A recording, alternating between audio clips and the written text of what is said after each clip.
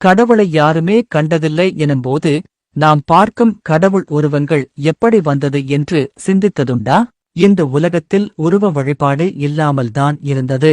பலாயிரம் ஆண்டுகளுக்கு முன்னர் சில நல்ல மனிதர்கள் இறந்த பிறகு அவர்கள் நினைவாக சிலைகளை வைத்தார்கள். பிற்காலத்தில் அவையே கடவுளாக வணங்கப்பட்டன. சமகாலத்தில் வாழ்ந்த ஐயா அப்துல் கலாம் மற்றும் சில நடிகர்களுக்கு கூட சிலை வைத்து வணங்க தொடங்கிவிட்டனர். அடுத்த தலைமுறையினர் இது குறித்து அறிந்திருக்க மாட்டார்கள். அவர்களும் கடவுளென்று நம்பி வழிபடுவார்கள். இப்படித்தான் பலதெய்வ வழிபாடும் பல கடவுள் உருவங்களும் உருவானது.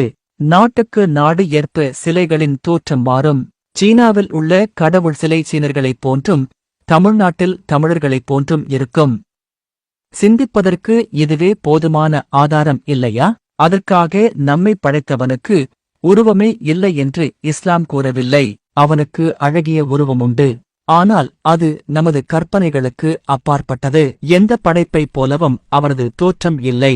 மனதை ஓர்மைப்படுத்த கற்பனை உருவங்கள் தேவை என்று சிலர் வாதாடினால் அது ஏற்கத்தக்கதல்ல. எந்த உருவமும் இல்லாமல் படைத்தவனை வணங்க முடியும் என்பதற்கு முஸ்லிம்களே போதுமான ஆதாரம்.